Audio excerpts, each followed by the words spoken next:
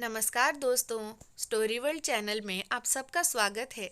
आज की कहानी है पति की पसंद। आइए सुनते हैं कहानी को। शांति भवन में बड़े जोर शोर से छोटी बहू निराली के आगमन की तैयारी हो रही थी। पूरा घर मेहमानों से भरा पड़ा था। गीत मंगल गाए जा रहे थे, लेकिन घर की बड़ी बहू रागिनी को सिर्फ रसोई घर तक ही सीमित रखा गया था। रागिनी को विवाह से संबंधित कोई भी काम, चाहे वो कपड़ों की खरीदारी हो या गहनों की, हर चीज़ से दूर रखा गया था। सभी चीज़ें उसकी ननद निशा की देखरेख में हो रही थी। सारी खरीदारी भी उसने खुद ही की थी। हर चीज़ निशा ने निराली से पूछकर, दिखाकर उसकी पसंद की और महंगी से महंगी चीज़ें लेकर दी। इधर रागिनी चुपचाप अपने काम से काम रखती। उसको इन बातों से कोई फर्क नहीं पड़ता। देखकर उसकी ननद निशा को गुस्सा आने लगा, तो उसने रागिनी पर व्यंग करना शुरू कर दिया। रागिनी को सुनाते हुए निशा ने अपनी माँ से कहा, मेरी एक बात ध्यान से सुन लेना माँ। निराली को कोई तकलीफ नहीं होनी चाहिए इस घर में, ना ही उस पर कोई हुक्म चलाने की कोशिश करेगा। अगर किसी ने उसे तकलीफ देने की कोशिश की तो उसके लिए मुझसे बुरा कोई नहीं होगा। हम सबके पसंद की बहू है। हम सब उसको बड़े नाजों से, प्यार से इस घर में रखेंगे। उसको कोई कमी नहीं होने देंगे।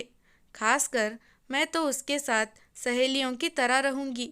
रागिनी सब सुनकर भी अनसुना कर रही थी, वो भी सिर्फ इसलिए कि शादी के घर में मेहमानों के बीच कोई तमाशा ना हो।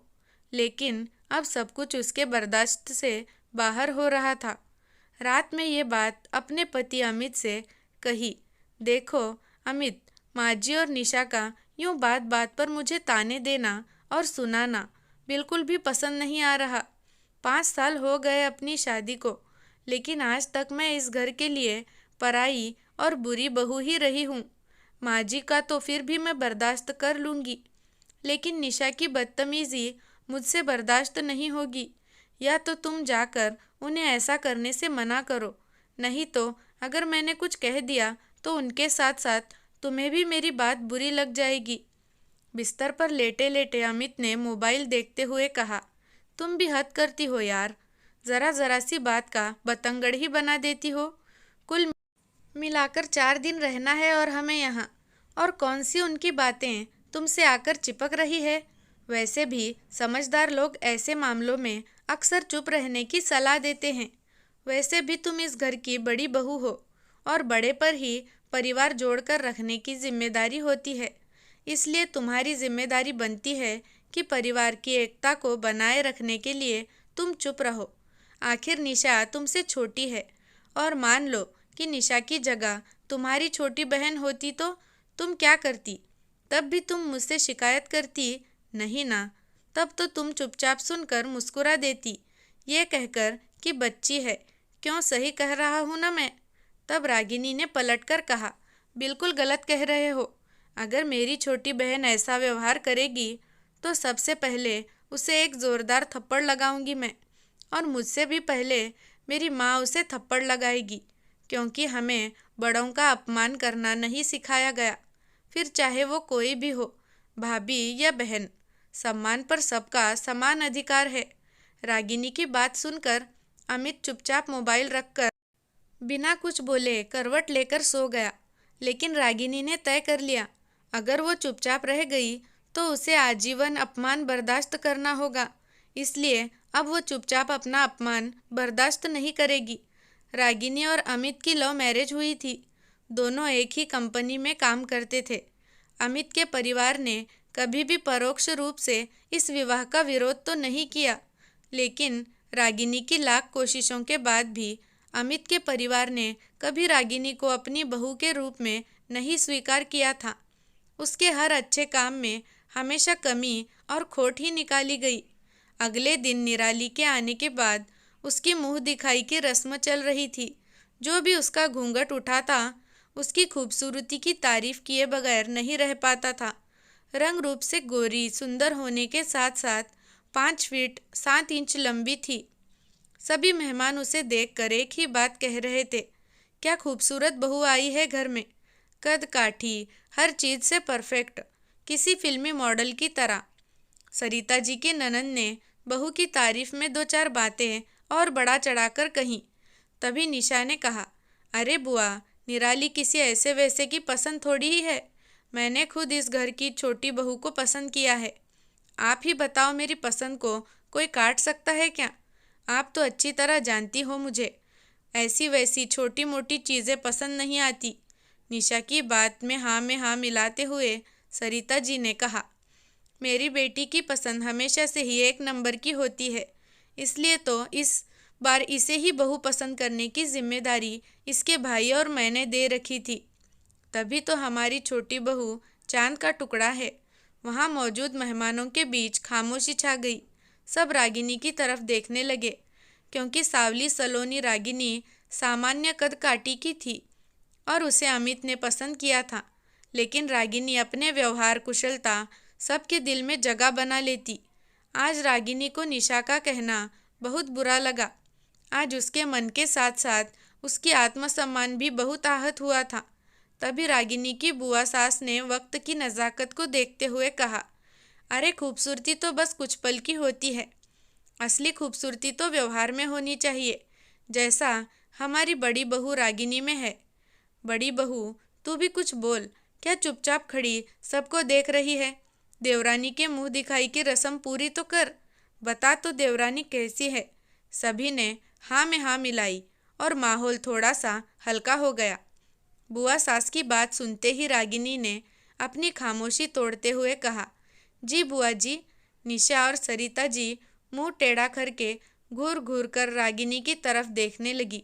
रागिनी ने निराली का घूंघट उठाया और उसे देखकर कहा, निशा दी, निराली तो वाकई में बहुत सुंदर है। मुझे तो आज पता चला आपकी पसंद इतनी सुंदर है। निराली को देखकर तो कोई भी कहेगा कि आपकी पसंद तो वाकई में अच्छी है। रागिनी के मुंह से इतना सुनते ही निशा ने घमंड में मुंह बिचकाकर गर्दन दूसरी तरफ घुमा ली और निराली से कहा, निराली देखो, कुछ लोग खुद सुंदर नहीं, हमारी पसंद नहीं तो वो तो हमसे जलन भी रखेंगे। हो सकता है तुम्हें परेशान करने की कोशिश भी करें, लेकिन तुम बिल्कुल भी डरना नहीं किसी से, क्योंकि तुम मेरी पसंद हो।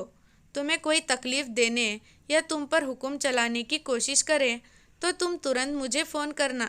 मुझे ऐसे लोगों का दिमाग ठिकाने लगाने आता है। तब रागिनी ने निशा के पास जाकर सबके बीच में अपनी सास और निशा को गले लगाकर उनके कान में धीरे से कहा, जो आपने निराली से कहा, चाहो तो मैं भी कर सकती हूँ।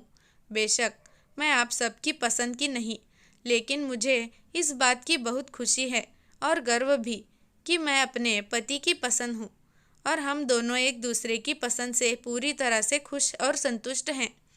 एक गुजारिश भी करूँगी आपसे कि मुझे तो आप दोनों ने कभी झूठे दिखावे में भी अपनी भाभी और इस घर की बहू होने का सम्मान नहीं दिया, लेकिन निराली को अपने कहे अनुसार सारी खुशियाँ और सम्मान ज़रूर देना।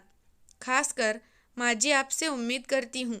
फिर दूसरी तरफ अपनी सास से कहा, माँ जी, उम्मीद करती हूँ कि आप अपनी बेटी के साथ साथ निराली को भी इस घर की बहू होने के अधिकार और पूरा सम्मान भी देंगी। इसके साथ उसकी पसंद नापसंद का भी इस घर में पूरा सम्मान होगा। एक आखिरी और सबसे ज़रूरी बात मैं आप दोनों से कहना चाहूँ तो ये बात मैं सबके सामने आप दोनों को आपकी ही भाषा में जवाब भी दे सकती हूँ, लेकिन मैं सबके सामने, खासकर निराली के सामने, आप दोनों का कोई तमाशा नहीं बनाना चाहती। इसलिए बेहतर यही होगा कि आप दोनों मुझ पर व्यंग करना बंद कर दें, वरना अगर आप दोनों ने एक भी कटाक्ष मुझ पर किया तो अब मैं चुप नहीं रहूँगी। अब आपकी मर्जी। चुपचाप यूं ही मुस्कुराते हुए खड़े रहिए प्यार से, या व्यंग करके तमाशा बनिए। चलती हूँ। सब रागिनी की तरफ देखने लगे, लेकिन आज रागिनी ने सबके सामने चुपचाप अपने मन की बात साफ साफ लफ्ज़ों में निशा और सरिता जी के सामने रख दी। निशा और सरिता जी को आज समझ नहीं आ रहा था कि वो कहे भी तो क्या कहे। उनकी हालत देखने लायक थी। ना चाहते हुए भी उन्हें अपनी इज्जत बचाने के लिए मुस्कुराना पड़ रहा था। वो लोग चुपचाप गुस्से में घूरते हुए रागिनी को जाता हुआ देखती रही। रागिनी जानती थी इतनी आसानी से तो ये बात खत्म नहीं होने वाली, लेकिन इस बार अपने आत्मसम्मान से समझौता ना करने का रागिनी ने दृढ़ निश्चय कर लिया था। सारे मेहमानों के जाने के बाद सरिता जी और निशा ने अमित के सामने आकर तमाशा करना शुरू कर दिया और उसकी कही गई बात को बड़ा चढ़ाकर बताते हुए निशा ने कहा, भैया अपनी पत्नी को समझा दीजिए कि अपनी जलन अपने पास रखे और मुझसे तमीज़ से बात किया करें। अब अगर वो सुंदर नहीं, हमें पसंद नहीं, तो इसमें हमारा कोई दोष नहीं। दोष सिर्फ उनका है। और आपकी पसंद को भी ना जाने क्या हो गया था कि आप ऐसी लड़की पसंद कर लाए। सरिता जी ने कहा, हमारी तो किस्मत ही खराब है जो तेरी खुशी के लिए हम उस जैसी लड़की से रिश्ता करने के लिए राज़ी हो गए थे और वो हमारा ही अपमान कर रही है। अमित, एक बात कान खोलकर सुन ले तू। मैं अपनी बेटी का अपमान कतई बर्दाश्त नहीं करूँगी। लेकिन आज अमित ने पहली बार रागिनी के पक्ष में निशा से सिर्फ 2 टूक कहा। निशा, किसी से सम्मान पाने के लिए हमें पहले सम्मान देना भी पड़ता है और रागिनी तो तुम्हारी बड़ी भाभी है और उसे मैंने पसंद किया है, ठीक उसी तरह जैसे तुम्हारे लिए नीलेश जी निशा के पति को तुम्हारे लिए पसंद किया था। अमित के बात सुनते ही निशा के चेहरे का रंग ही उड़ गया। उसे कोई जवाब समझ नहीं आ रहा था, लेकिन आज पहली बार 2 टूक कहकर अमित वहाँ से चला गया और दरवाजे के पीछे खड़ी होकर सारी बात सुनती रागिनी को आज खुशी हुई कि कम से कम अमित ने तो उसका साथ दिया। अमित के चले जाने के बाद दरवाजे के पीछे खड़ी रागिनी ने उन लोगों के सामने आ गई, जिसे देखकर निशा और सरिता जी गुस्से में उसे घूरते हुए वहाँ से निकल गई। तो दोस्तों, ये थी हमारी आज की कहानी। अगर आपको कहानी अच्छी लगी तो मेरे चैनल को सब्सक्राइब ज़रूर कर दें। धन्यवाद।